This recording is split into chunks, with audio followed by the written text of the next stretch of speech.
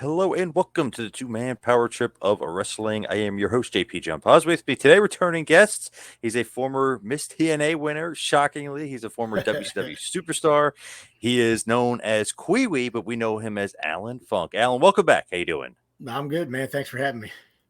What's going on in your world? Anything wrestling related going on lately? Well, actually, I got a virtual signing book for November 19th going to New York City and doing a virtual signing. I don't really know the details of it other than it's the 19th. So uh, I actually start my own podcast back up. It was the Get Funk show I had before.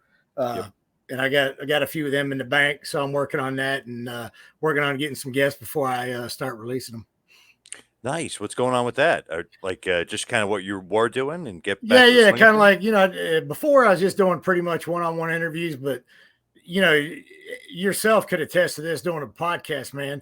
And in the wrestling business, I'm friends with a lot of these guys that I used to work with, and it's so hard to get these guys to get coordinated. The schedules are interfering, not just because they're wrestlers, but you know how it is in the wrestling business, man. These guys, they think they got something planned, or they a lot of these wrestlers that I'm friends with, man, they don't really they're not proactive, man. They kind of fly by the seat of their pants. So it's so hard to get stuff coordinated with these wrestlers, man. And before I started my podcast first time, I talked to Mike Sanders, and he told me, he goes, Allan. And it didn't sink in until after I started doing. He said, you got to remember, dude, you do a weekly show. You got to have 52 guests a year, man. So this time I'm trying to base it on, I got a co-host with me. He's a good buddy of mine that knows a lot about the wrestling business. He actually trained with Robert Gibson of the Rock and Roll Express. So hopefully him and I together will be a good team. And, we'll have guests as well, but it's so hard, like I said, to get guests week after week, man. And it's me and you, by the time we finally hooked up today, it's been a couple weeks, you know what I mean? Yes. But It was no fault of anybody, just conflict schedules, Yep. Yeah, that's the way it goes. And sometimes wrestlers can be flaky, of course. You know what I mean? Well, And say yeah, no yes doubt and say about it, no. man. Yep. Yeah. But I mean, it's the entertainment business, bro. It's not just wrestling, it's the entertainment business as a whole. Some of these people, they just they're hard to rely on a lot of times. True. So what's the new podcast going to be focused on? Just like you're going to tell stories and stuff, or are you going to tell some road stories, have some, some chat with different people around the wrestling business, have some guys that were, work with WCW, not only as talent, but, producers and backstage talent. So it's just, another wrestling podcast, Hey, there's a lot of those out there. Yeah, there's a lot of them out there. It seems to be the thing to do. But obviously, you got some good stuff to tell and some good stories to tell. And, you were there when, the real ratings. I know people were going crazy over like Tuesday Night Wars and the ratings. I mean, that was 1.5 million for two shows. You guys were having 2.5 million for one show on a bad week. Yeah, it's a shame that the wrestling business is where it's at today from what it was back then. I try to equate this, I try to tell people that, you had all, like, say WCW, they do a 10. WWE Raw would do a 9. Just for argument's sake and to make it easier for people to understand, just think if that was 19 million viewers. So then after WWE bought them out, you only got like 5 million viewers. So what happened to the other 14 million? You had a lot of these guys, these fans down south that were diehard NWA, old, Gordon Soley fans with the WCW it was a big deal down south. And then when, I think some of these fans just got so frustrated with the, you took my product away, man. You take my NWA, my WCW, man. I'm done. I'm not watching wrestling anymore. And it's pretty obvious. Yeah, it's like, man, like they thought, okay, we'll absorb WWE and we'll take all their fans. That didn't happen. They just left. They didn't come back. Yeah, the opposite of what they, happened, what they thought was going to happen. And, it's tough, man. I feel bad for the old fans that were, big supporters of the NWA, WCW and all that, and, it's not the same, It's crazy. There's less people watching, but they're making more money in WWE. It's just crazy the way that goes. Yeah, the only thing I can equate that to is the social media, and then I don't know how they're making money with that when they were doing the WWE network, and then now it's on Peacock or whatever. But I don't understand how you sell it for $5.99. You're making all this money. I mean, they must just have ridiculous subscribers. I guess. I mean, they just made the deal with NBC, and NBC just pays them. So yeah, NBC must be just okay. Here's a billion. We want your pay per views.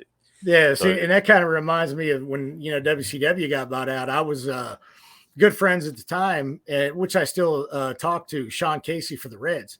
He oh was a yeah, first baseman for the Reds. So, and I knew all those guys. I knew Danny Graves, Sean Casey, Adam Dunn, all them guys, Dimitri Young, all the guys that played for the Reds back then, because I went to a lot of the games and always hung out in the locker room with them and stuff. And I met them through the wrestling business. So, I remember they came to Atlanta once. So me and my ex-wife were in the dugout hanging out with them before the show. And Danny Gray's like, dude, I heard, WCW got bought out by a couple $1 million, whatever it was. And they were all in the locker room. And, these guys in the baseball, they're making 40 million a year. The 2 million of them, they all said they were all standing there, and Danny Graves and Sean King's like, oh, dude, we should have bought it. Why didn't we buy it? yeah, So, yes, but they don't understand that you didn't have TV goes with that. If you don't have a TV deal, all you got is a wrestling company with a bunch of overpaid contracts, yep. So Hogan said the same thing. He's like, "Oh man, if I knew it was that little, I would have bought it." yeah, but then again, he probably knows somebody where he could have got some TV. But dude, without TV, as well as I do, I could own WCW, and if I don't have a TV, if I don't have anywhere to put it on, what am I going to do? Put it on Facebook Live, or you know what I mean? Yep. Back then, you didn't have that option, so which that might be an option today. Who knows? Back then too, not having the TV, so obviously TBS, TNT, whatever. I mean, they just didn't want it, so kind of they made a crappy deal when Bischoff and company, if they had TV, they would have bought it for way more. They would have bought it for like 65 million. Yeah, Fusion yeah. Media Ventures. So it's one of those things where it's like, wow, I don't know if that was a smart move by the TBS, TNT execs or not, just to not have wrestling on the network anymore. It's crazy.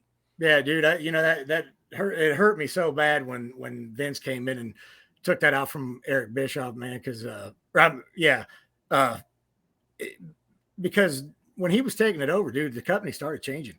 The last month, dude, he was pushing me big time. He'd call me in the office and had meetings with me just one on one, and he would tell me what he had in store for me. And dude, I was excited. I was ready to try to step up and show him what I could do. And I thought I was a good enough talent to be top card guy. Have him give it the chance, I think I would have done well, and just never happened. So really, it was bad for me. What was those meetings like with Bischoff? Like, what were they like? They were unbelievable, man. It was almost like I couldn't believe it was actually happening. The first one, I think we were in North Carolina somewhere, doing Nitro or whatever. And I remember I was sitting in the locker room talking to, some of the guys, Jerry too, Chuck Palumbo and stuff. And then Janie Ingle, which was one of the lawyers for WCW, and she did a lot of the contract stuff with the power plant guys. She was yelling in the locker room, asking, if Allan Funk was in the locker room. So I go out in the hallway, and she's like, "Hey, Mr. Bischoff would like to talk with you." And I'm thinking, oh, you always think the worst. You're thinking, shit, I'm getting released today, or you don't know what's going to happen because, at the time with me, there was a lot of us that were just starting out on trying to make a name for ourselves, trying to do whatever we could. And then, you were always threatened that you were going to lose your job. So, having the first time this happened to me, dude, I was a little nervous walking to the office, man. I'm like, we were in the arena. So he had an office there in the arena. So she escorts me to his office. I go in the office, he tells me to have a seat, and we sit down and talk. And, he told me he really liked me, and he liked what I did. He said my body was, good. He always liked the work I did. He knows I worked hard, and, he knew other people that talked to him and told him that, that I could possibly step up and be one of his top guys, which meant a lot to me, him saying that, and so that first meeting, he asked me to do a match with Rick Steiner. And because Rick Steiner was kind of on a downslide, and people, I don't think, were taking him serious at this point. So they wanted, a guy that was up and coming that people knew, and I was doing the gimmick with Flair where I was calling him out and wanted to be on his team and trying to make a name for myself. And so he wanted me to put Steiner over real big, man, make him look strong, which I did. And he was really happy with the match. And, Rick was happy with the match, and they got out of it what they wanted. So I think right there that told Bischoff that, this guy can do what I asked him to do. So, and then every week after that, I always went to his office. Janie Ingle would come and get me. She'd take me to the office, and everything that he told me was going to happen happened. And he told me I was going to make a lot of money and I was going to be one of his guys, and I was pretty excited. But unfortunately, that's when WWE stepped in and kind of pulled the rug out from under my plans.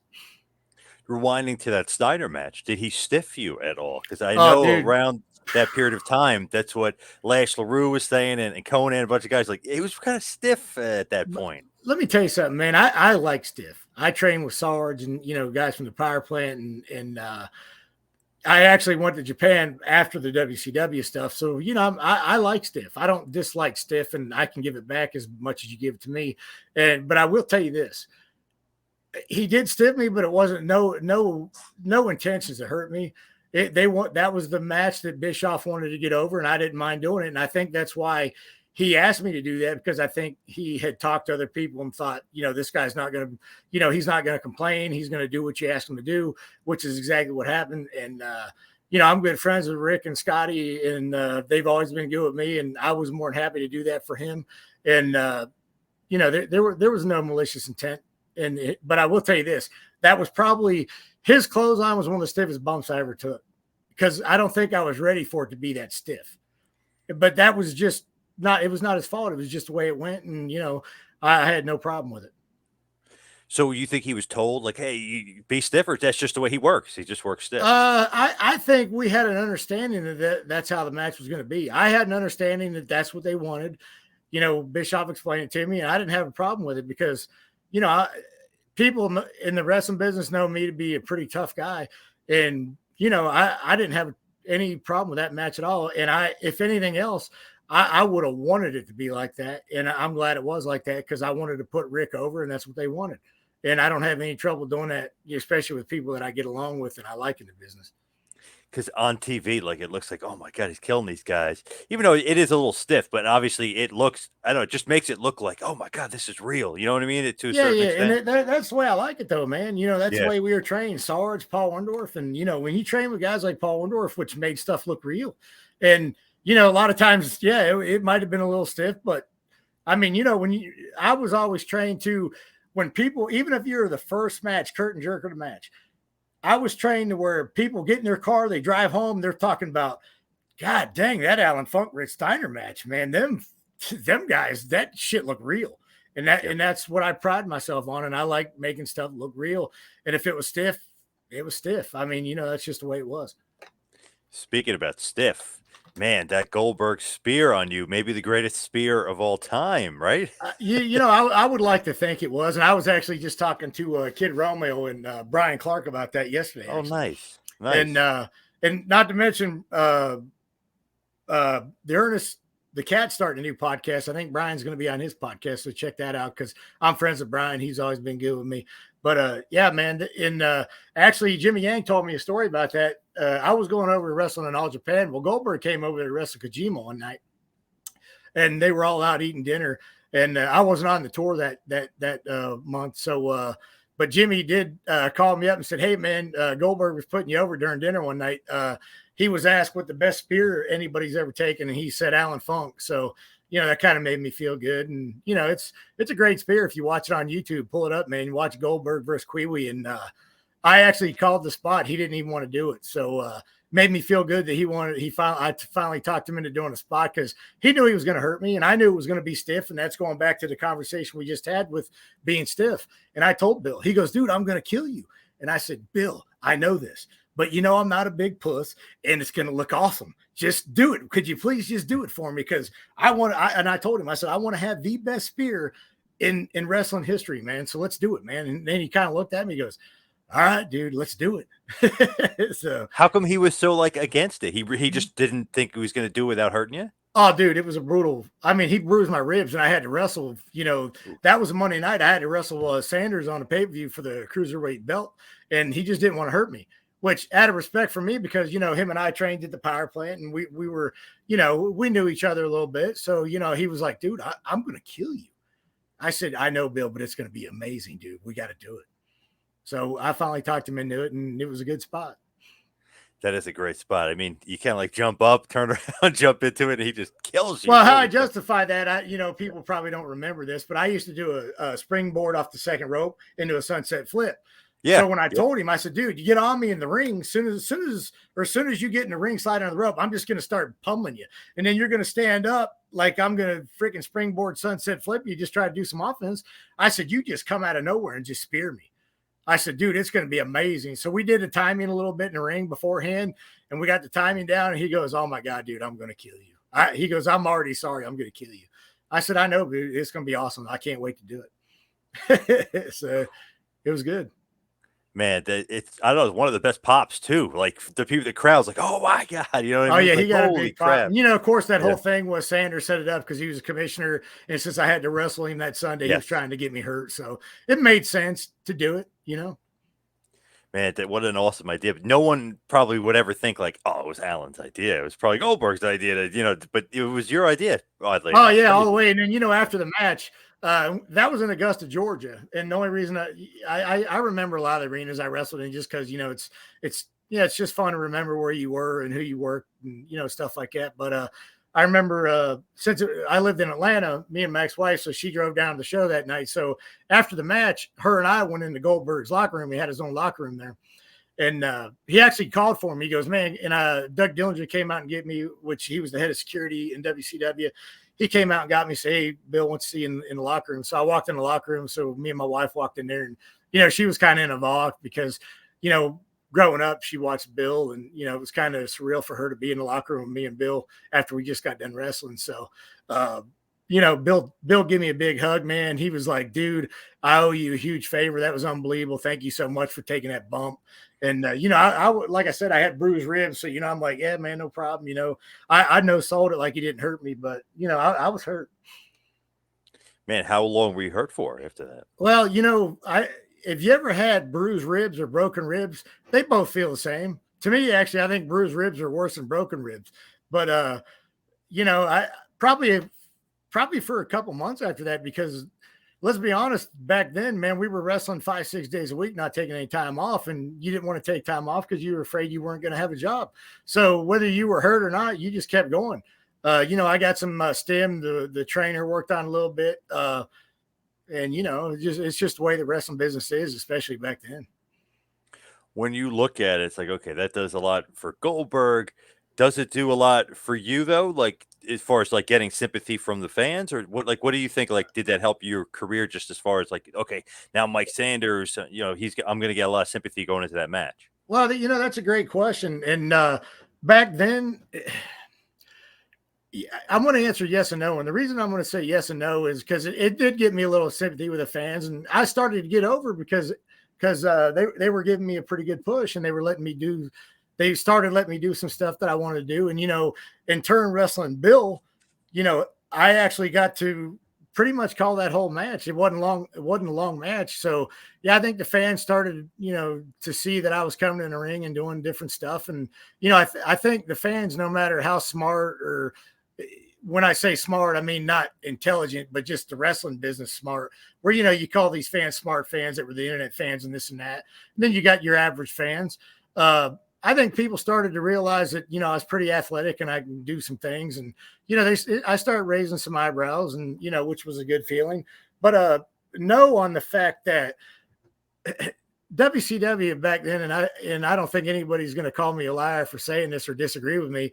They didn't really have a lot of rhyme or reason for a lot of stuff they did, which, they didn't really set stuff up very well. Now that was set up okay, but there was no setup to the setup, if you can follow me, because I just come to the show, didn't know I was wrestling Bill. And I think that's the idea they had, but had they set that up a couple weeks ahead of time, what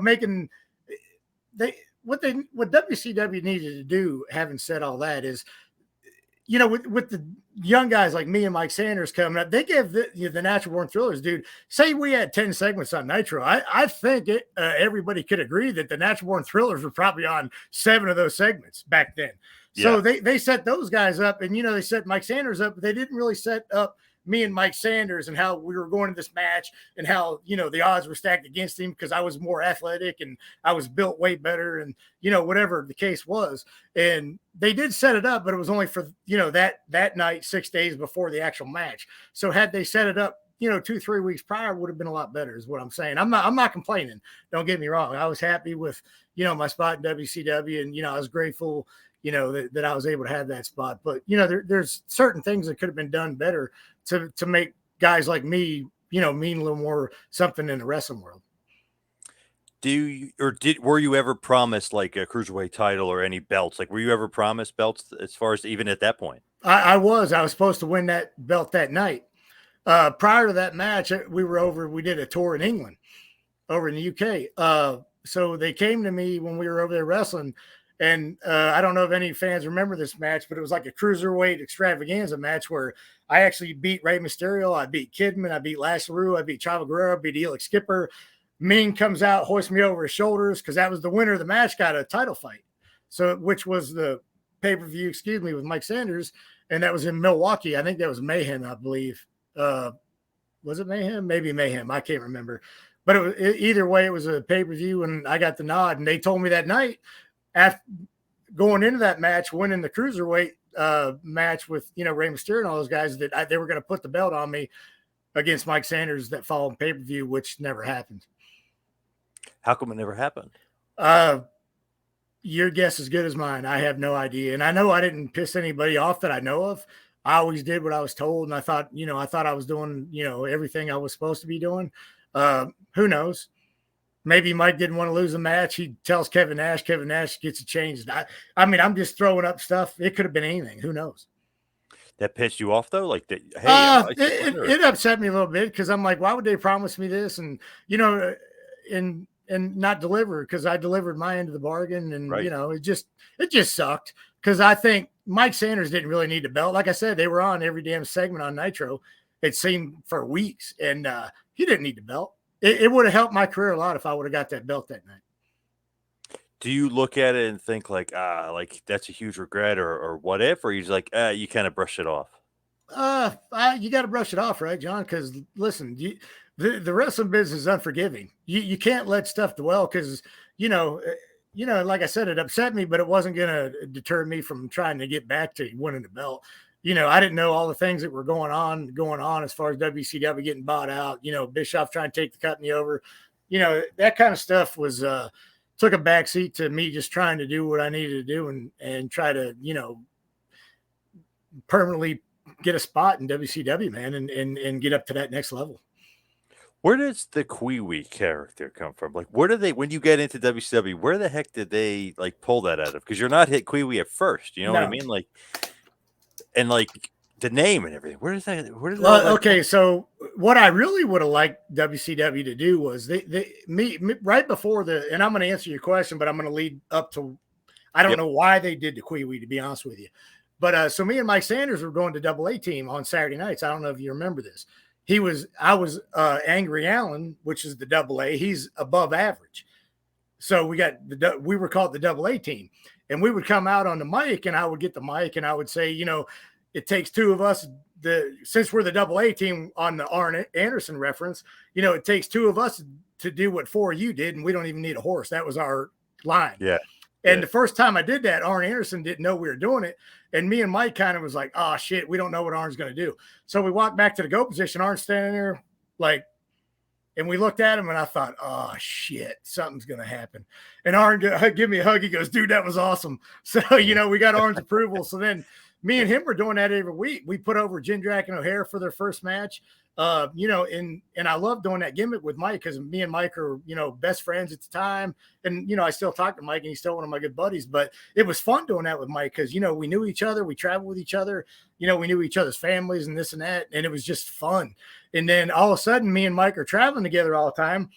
So Mike dyed his hair he actually looked like Jeff Jarrett. I don't know if you remember this. Well, Jeff got mad. So Jeff wanted something to change. He wanted Mike to change that shit. So Mike had to re-dye his hair back, and that's when they come up with the Natural Born Thriller stuff.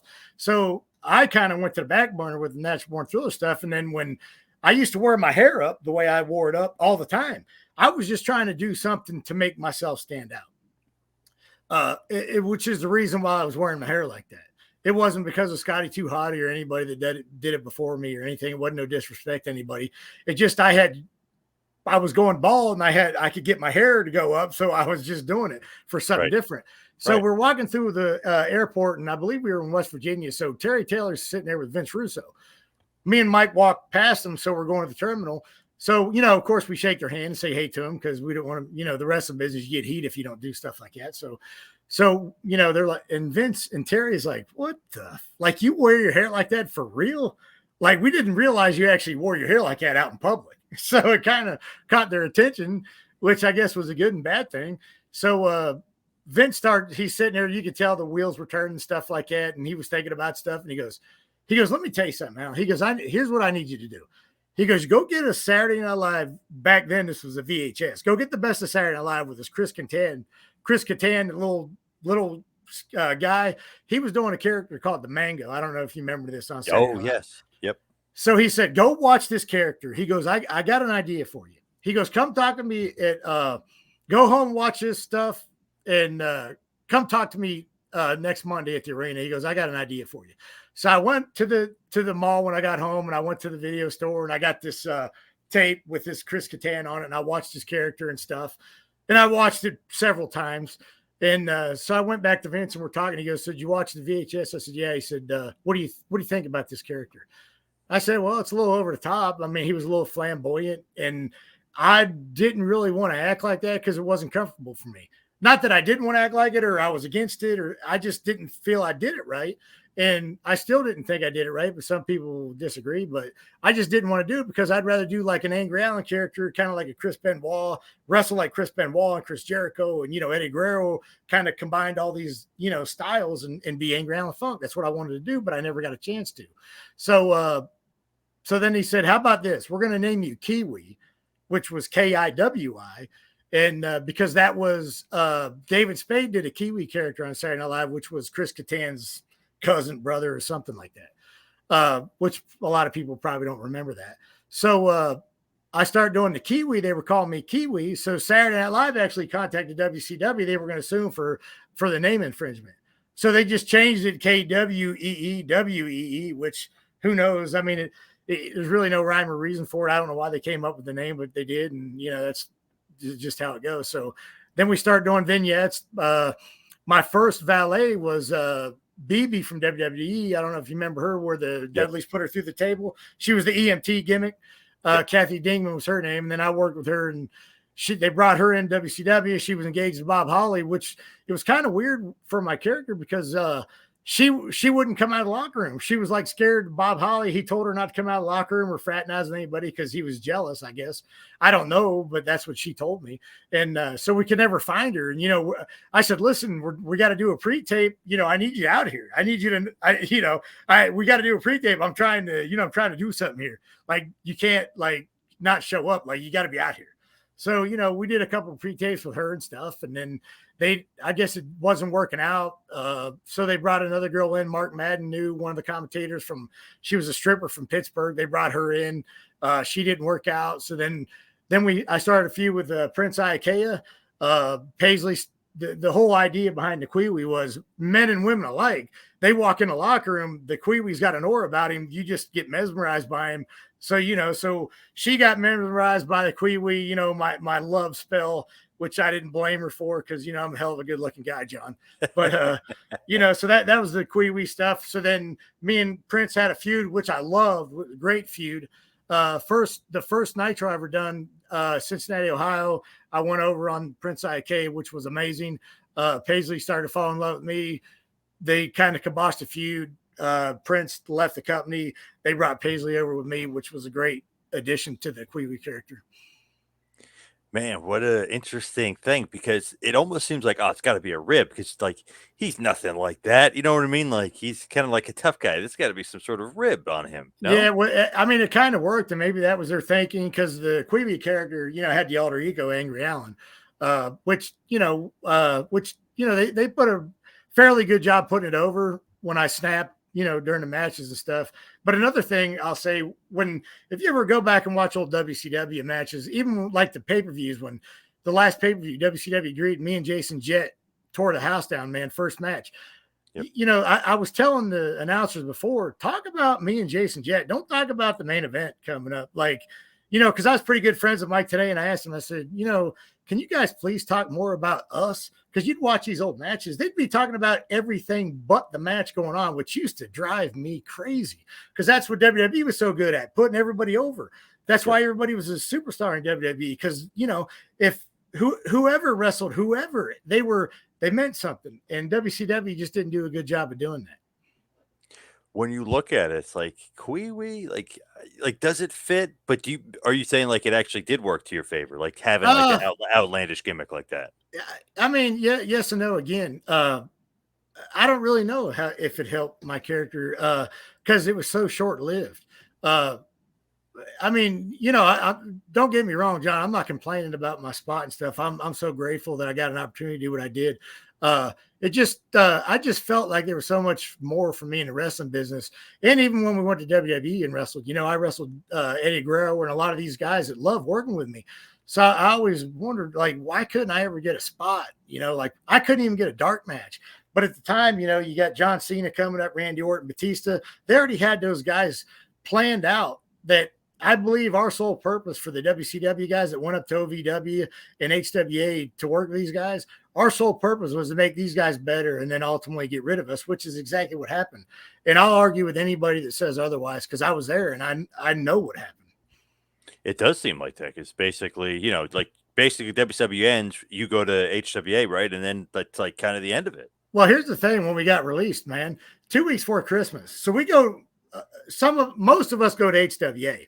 Very few guys went to the OVW, but we all went to OVW on Sundays and did their TV show with them. So, we got to work with guys like I wrestled D'Lo Brown up there, a few other their guys. Never got to wrestle Cena or Orton or those guys because it was kind of a separate show. They did their own thing. I think they did their TV show after we did ours. So Les Thatcher had us going down there to do one of the HWA TV shows on Sundays, and then sometimes we'd work with some of their guys. But the way it happened was, and I don't care what I will argue with anybody. We were down OVW one day doing a TV show on a Sunday, and they had a list of guys up on the wall in the locker room, like John Cena, Orton, all these guys from OVW. And then all the WCW guys that came over weren't on the list. And what this list was air flights going out for Christmas. Everybody got air, fare, that was their itinerary, basically what they were doing. So I asked, I think I asked Danny Davis. I might ask Les and him together to stand there. And Jim Cornette was there. And I said, where's all the WCW flights at? Like, we got what's going on here? Like, well, you guys got to drive home or do whatever you guys do. We that's none of our business. That's not our concern. So it kind of made you feel like you really weren't part of the team. And a lot of stuff like that happened. And then leading up to us getting released, when we were in HWA, you had guys like Umaga, Rosie, which was, they were the 3 second or 3 minute, whatever their name was. 3 I minute can't warning. remember. Yep. Yeah, 3 minute warning. So then you had Lance Cade, which passed away. You had Steve Bradley. You had all these guys from, the Memphis territory that come over. So they were already invested in these guys. The WWE was. So those guys were like their top roster one, A and B. We were definitely the B roster, the WCW guys, because we came in and was working with all these guys.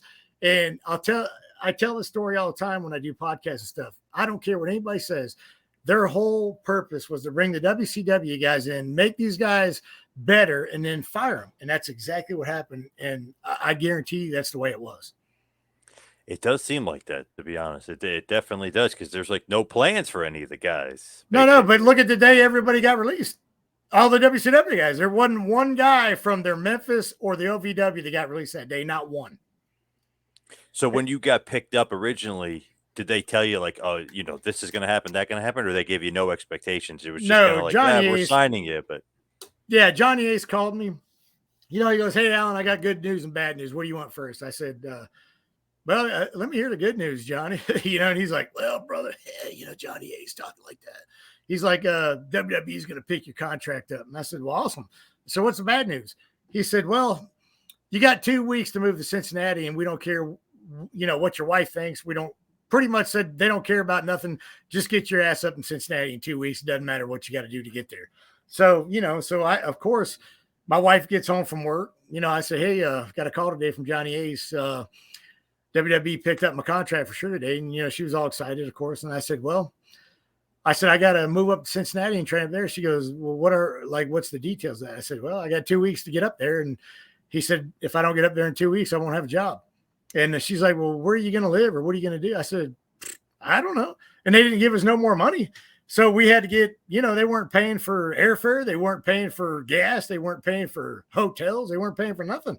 So, we're kind of in a bind, dude. I mean, what do? You work so hard to get to this point. You just going to quit now? Well, I mean, what else are you going to do? You got to go up, But it created a lot of tension in my marriage at the time. Man, that just sucks though, because it's like, okay, there's no plan, there's nothing. It's just go to Cincinnati in 2 weeks, and yeah, I got picked up and signed by WB, but they're not going to do anything with me. Weird, you Yeah. know what I mean? It's just how that is. Now, eventually, once they picked the contracts up and we went up there, they did give us a little raise, on our weekly salary, because we weren't getting no money other than the weekly salary at that point. Because when I was wrestling in WCW, we got paid the weekly salary, and then we got paid every time we did a TV.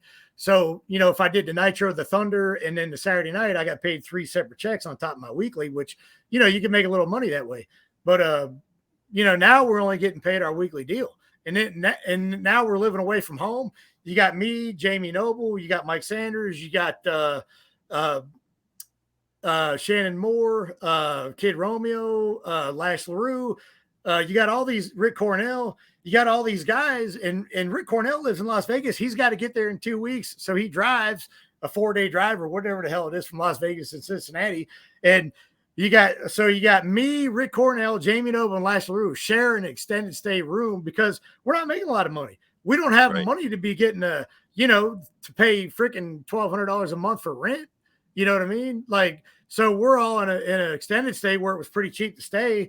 And then, no electric bills or nothing like that. But thank God for Jimmy Yang. He started dating his girl that was a manager of the apartment complex.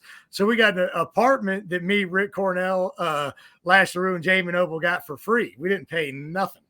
So at least we got that. So, but other than that, dude, and like I said, all the guys that went up there just left their wife and kids, not making any extra money. It put a lot of stress on a lot of guys' marriages and the relationships with, the girlfriends or whatever the case was.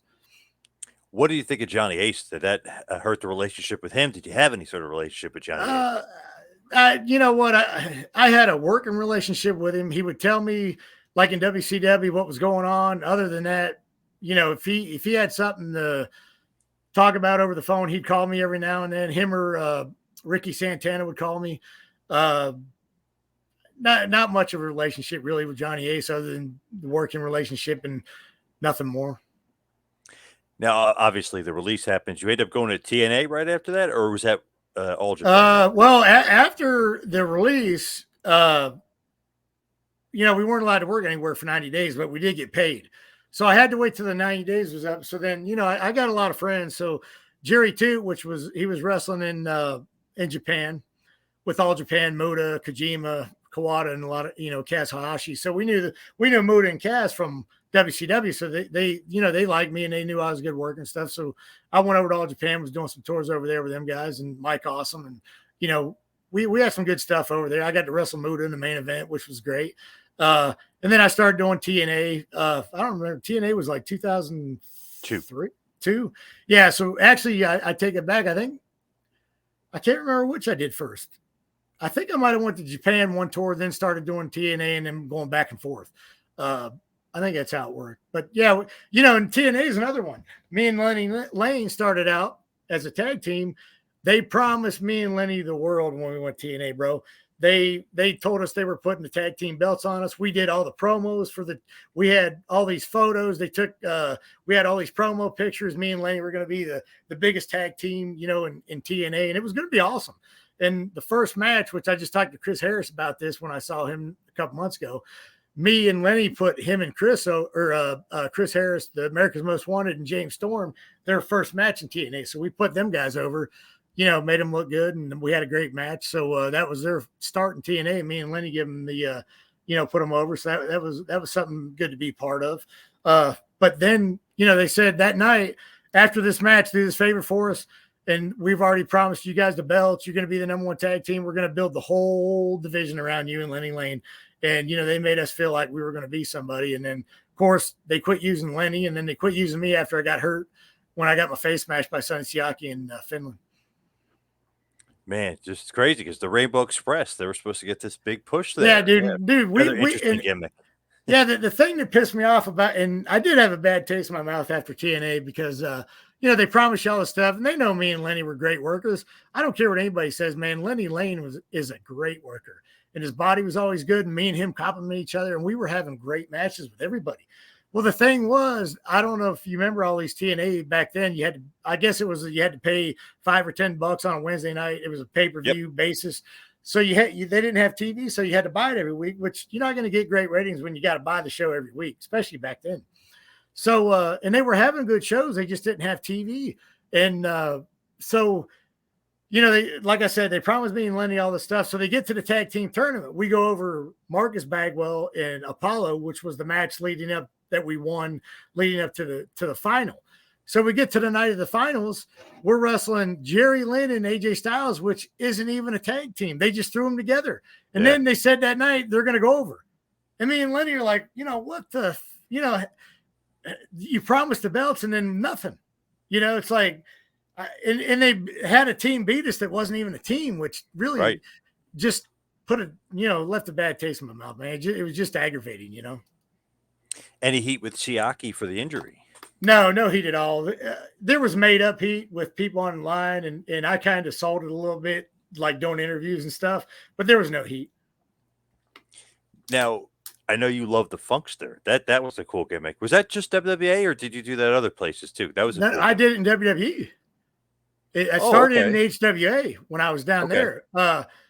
Reason being, the writing was kind of on the wall and down there. We didn't really think anything was gonna. Every time we went to a show, like I said, we couldn't even get a dark match. Me, Jamie Noble, Helix Skipper, nobody. I think the only person that got a dark match was Johnny the Bull. He wrestled Van Dam one night. We were in I think Birmingham, Alabama, or somewhere in Alabama. He was the only one of all of us that got a match, and I'm pretty sure it was a dark match. I don't even think it was a TV match.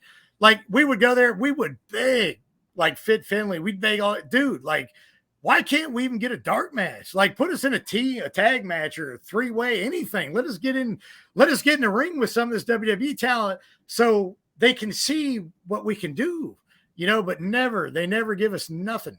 No dark match, no, other than wrestling the house shows, which were, I call them house shows, but they were indie shows with like Eddie Guerrero and, Brian Adams and guys like that. Val Venus. So you just started doing the Funkster on your own? Like, that wasn't a pre-planned thing by WWE at all, or HWA? No, I just kind of did it because it was fun. I didn't really want to do it, but I was so miserable in HWA, bro. Everybody was miserable down there. There was no plan for us, and we knew it. And it was just brutal being away from your wife and kids. And you're there all week, and sometimes we would drive, 7 hours to Atlanta to stay overnight and then drive right back the next morning to get back to doing the crap we were doing. And the reason we were all upset about it was because most of us came from the power plant. We already been through this. We've been through the power plant. We went to training every day for 8 hours, and then we got crap, and then we started doing the Saturday nights. Then we worked our way up to Thunder and Nitro, and we started making a name for ourselves. And then we go right back to training at a power plant-like situation, man. It was just not that we thought we were better than that, but we thought we were better than that. We thought we already proved ourselves. You know what I mean? It wasn't that any of us had attitudes, or we just knew we were good enough to be on TV, and we thought we should have got a chance when we got up there, and we never was able to do that. Crazy though. You did that before, and they're like, "Yeah, well, you didn't do it for us, so you got to kind of do it again." Like, that sucks. Yeah, and the reason that we did that for them is because, like I said, we're up there training with these guys that they're getting ready for TV, and as soon as they get ready where they think they're ready, they fire all of us. And that's exactly what happened. So, that had to be the way it was, because that's exactly what happened. Any sort of positive reaction for Funkster? Like, oh, hey, like, this guy's got, a little bit of a good character here, or anything, or they didn't register? Let me say this. It was good and bad. It wasn't good for my career as far as like getting me to the next level or where I wanted to be. But the problem was they wouldn't let me do what I wanted to do. So, I'm going to at least try to have fun when you're treating me like crap and I can't do anything. So that's kind of where it started. And I could do it really well. I could do a Hulk Hogan really well. So I grew my mustache. I already had the long hair because if it wasn't spiked up, it was down to my shoulders. And I already had the receding hairline. So I looked like, the Hogans of the 1980s. And most people, including Macho Man, and this helped me become really good friends with Macho Man at this point. Macho Man even said I did Hulk Hogan better than Hulk Hogan did. And I'll agree with him. And I was more athletic, I can tell you that much. And my body was great. I wasn't 6'6" or 280, but I was a mini me version of Hulk Hogan. And as far as in my eyes, and Macho Man confirmed this, I know I was a better athlete than Hogan. So I'm pretty sure I did the character better than he did. So who knows if I'd have been around 1980 at that age. Did Hulk mind you doing the character? He hated it, from what Kevin Nash told me. Wow, really? Never confirmed it, never heard it from him, but Kevin told me he did not like it. Thought you were making fun of him, maybe? Yeah, I guess. I don't know. I mean, I really wasn't making fun of him because growing up, if you look behind me, I got the Hulk Rules shirt, and that's the shirt that Hogan actually wore in the second annual Survivor Series, and he's got it autographed. I caught it when I was a senior in high school, and he autographed for me when we worked at WCW. Unbelievable. That's awesome. Yeah, so you are a Hulk fan. Oh, he's the reason I got into wrestling. I'll be honest with you. When I was a kid, dude, Hogan walked on water as far as I was concerned. Oh man, totally agree. I'm right there with you. But I guess imitation to him isn't the sincerest form of flattery. I guess not. Liking that. But you know what? From what people tell me, like in his older age, he's changed a little bit. So maybe. And I haven't talked to Hogan. It was funny. The first time I ever met Hogan, the first loop I ever did with WCW House Show loop, me, Chuck Plumbo, Kid Romeo, and Hardbody Harrison. We were in Columbus, Georgia, and he was in the hallway with his kid Nick at the time, and Nick was a young kid then. And I was like, "Oh my God, I got to walk up to Hogan and say hi. I got to introduce myself." It's like I wasn't really nervous, but I was like, I can't just ignore him. So, and I didn't want to feel like a mark, but dude, I walked up to him, man, and it was cool. I walked up to him, shook his hand, told him, I said, "Hey, I'm Allan Funk. I'm in the power plant. I'm starting to do house shows, and it's great to meet you, man. I've always been a big fan of yours." And, then he's like, "Hey, Nick, come on over here and say, hey." And, I shook Nick's hand, and it was a cool experience. And, every time Hulk saw me, he always said hi, or we shook hands. And, not that we were best friends, but, he was always cordial, and I always appreciated, him being cool backstage. That's awesome, though, that, you're meeting the hero, if you will, the guy. But now here's the thing is I was afraid to have him autograph the shirt. I didn't want to ask him. I didn't want to feel like, because back then, you got to remember, this is 98, 99. There's no camera phones. There's no social media. Back then it was kind of looked down upon to take a picture with Hulk Hogan. Or with anybody, but especially if you're marking out, it was kind of looked down upon at the time, and that's the way we were brought up in the wrestling business, to kayfabe and not be a mark, and unfortunately that's the way it was. So Molly Holly, Nora Greenwald, was really good friends with Hogan, so she's in the power plant training with Medusa, and the Nitro girls and all these girls, they were training at the power plant at the time. So I said, "Nora, can you please do me a favor?" I said, "I got Hogan's shirt I caught when I was a senior in high school." And I said, "I'm too embarrassed to ask him to sign it. So could you please have him autograph it for me?" She's like, "Yeah, I'll take it to the show." So I brought it to the power plant. She took it to the Nitro, and Hogan signed it for me. You can't read it, but it says, "To Allan, stay strong, kayfabe, Hulk Hogan." So, it's a good thing to have, man. It's kind of cool. You know what I mean? It's one of them things where, I mean, it's priceless to me because you can't buy something like that.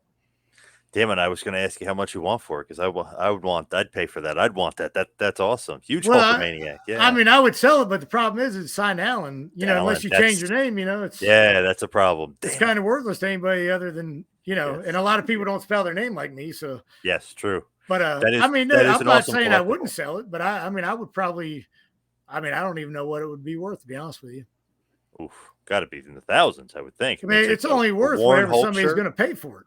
Yep, but an autographed Warren Hulk shirt's got to be a couple thousand, I would think. Yeah, I mean that was definitely his shirt that from the second Survivor Series in Richfield Coliseum in Richfield, Ohio, which was where they did him before they did him in Cleveland at the time. Right.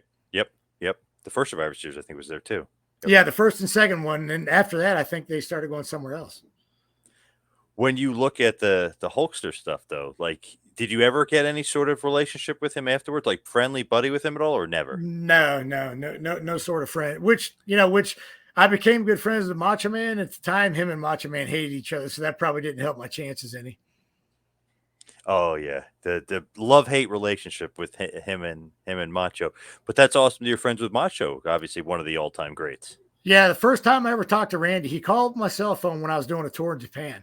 So I'm in the hotel room. I usually check my messages in the morning because there's a 12-hour or so difference from the States to Japan, which Japan's 12 hours ahead. So I would always call my mom every night before she went to bed. So I had to call her in the morning when I got up because it was nighttime here. So Yep. so I'd always check my messages, call my mom, my wife, and friends of mine or whatever in the States, my sisters. I'm checking my messages one morning. Macho Man's on it. I pop huge. I'm marking out big time, man. Randy's like, "Hey, brother, give me a call." I was like, "What?" So, of course, it's me. I get out my phone card. I'm like, I'm calling Macho Man. This is awesome. So, I get on the phone. I call Randy. He answers the phone. He was always with Brian Adams, which me and Brian Adams were good friends, and that's how Randy became friends with me because Brian told him about me, and Brian told him about the Hogan gimmick because I worked with Brian down in HWA, and he told him about the Funkster. And Randy at the time was doing a record for Big Three Records, and he was, a pretty good name on their record label and was selling a lot of albums. He had that album "Be a Man," which was about Yep. Hulk Hogan.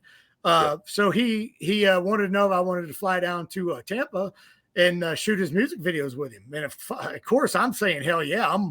Tell me when and where, and I'm there. So and I got to tell you something, man. The Macho Man treated me like royalty. He sent me first class airfare. He had limousines waiting for me at the airport. He had limousines picking me up at the house, to and from the airport, back and from the house to the venue, catering, whatever I wanted, man. He treated me like I was somebody.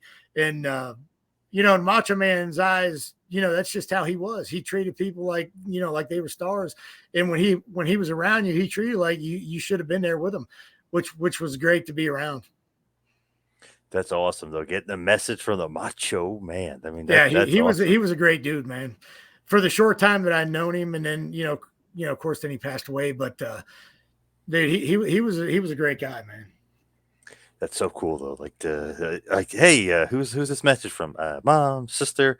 Oh, Macho Man Randy Savage. Yeah, Oh, dude, it was amazing getting that message, and I became really good friends with him. And I talked to him and Brian Adams almost every day on the phone there for a while. wow. Very, very cool.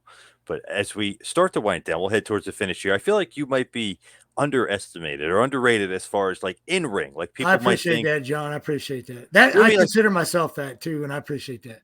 I feel like people are like, oh, Kwee, like it's just a gimmick, but like actually, like damn good worker. Give somebody that maybe didn't know you or doesn't, didn't see some of your matches. Like if they were going YouTube or something, give them like some matches they should go check out. Well, I tell you, if you get a chance to watch the Jason Jet match, like I brought up earlier, it was the final Yes, pay per view Mayhem, and it was like a 15-minute long match. And agreed. Yeah, we yep, told a story, and after the match, man, backstage, everybody in the back was like, "Oh my god, that was we don't even want to follow that match. It was a great match." And when you got guys in the back telling you that, were guys that you look up to, man, it means a lot. And I that whole match, I had a good feeling about it from the start to the finish, and even though I lost, because that means a lot to some of the wrestling fans. Oh, you always lost matches. I won matches too. I beat Rey Mysterio. If you can find that match, which was in the UK, check that match out. It was like a cruiserweight tournament match. Really any match. I really think against the Elix Skipper, I wrestled Kid Romeo. The Saturday night matches, I had a couple matches against guys that were considered jobbers back then. Every match I had with Chuck Palumbo, with Sonny Siaki, Elix Skipper, Mike Sanders. Even check out the Goldberg match, one of the greatest spears ever, man. yep. And I'm standing by that, and I appreciate you for saying it was a good spear.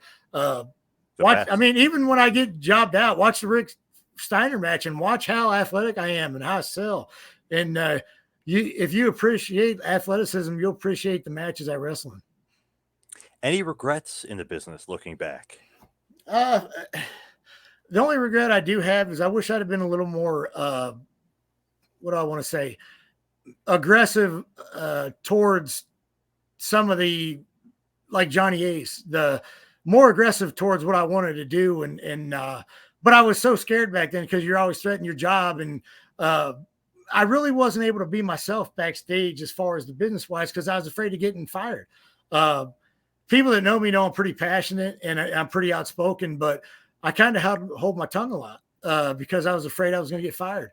Had I done that, maybe things would have changed, but I don't know if it was worth it at the time, to be honest with you, because I worked so hard to get there. You know, and that goes to show you that, you know, I came from Alliance, Ohio, which is a small town nobody ever heard of. Didn't know one person in the wrestling business. Got down to the WCW power plant, made a name for myself, you know, out of nowhere. And, you know, I'm proud of that, man. And nobody can take that away from me. And whether people like me or hate me, they can't deny that I was a good wrestling talent. I never got probably the due that I should have gotten. I think a lot of people can agree with that, which makes me proud to say that. And I don't think I'm being cocky. That's just the way it was. Yeah, when you look at it, like your days at the power plant, not a lot of guys made it out of the power plant. Even like guys like Batista quit. You know what I mean? Like that wasn't necessarily made for guys to kind of make it through sometimes. Yeah. I'm glad you brought that up. Check out Joan London's thing. It was like what was the real story of pro wrestling? It was on A&E. Yeah. Yeah. Joan London did a special about it. Let me tell you something. If any of these young kids nowadays that train or like they watch Tough Enough wasn't even a warm up at the power plant. I'm not just saying that because I went through it. I can honestly tell you, if I went on Tough Enough, I would have killed everybody on that show. It would have been like a lion going through a bunch of sheep. And anybody that went through the power plant, you can ask Sarge, you could ask Paul Orndorff before he passed away. That's why Paul liked me so much, because he said I reminded him of him. I was intense, I was athletic, and nobody could outdo me in a power plant. I don't give a crap what anybody says. The only one that could hang with me cardio-wise was Elix Skipper. And other than cardio and athleticism, there wasn't nobody had a bigger heart than me in the power plant. And you know, I'm not the biggest guy, and that proved it where I got to out of the power plant. So anybody could argue with you all day long saying Allan Funk wasn't nothing or he was a joke. I know better. So, you know, the good dude upstairs, Jesus, blessed me with talent that I never got to showcase for whatever reason, being held down or whatever, not knowing people in the wrestling business, you know, but, you know, I don't really regret anything in wrestling business because I know I worked hard. I had good parents that brought me up, you know, raised me to be a hard worker, and nothing was ever given to me, and nobody can take that away from me. Now, as far as you, where can everybody follow you, find you, social media, and the podcast that'll be starting up again? Yeah. Check out. I'm going to have my podcast going to be released in the next couple of weeks. It's going to be Get Funked. We're going to have YouTube. We're going to be on all the platforms, wherever you get podcasts. Also, I got a podcast coming up, it's like one of the virtual signings. It's going to be November 19th, but check out my podcast for more information on that. I'll be having more information on that. You can catch me on Funk Allan, FUNKALLAN at Instagram, Facebook. I'm on Twitter, AllanFunk05, but I don't really get on Twitter much.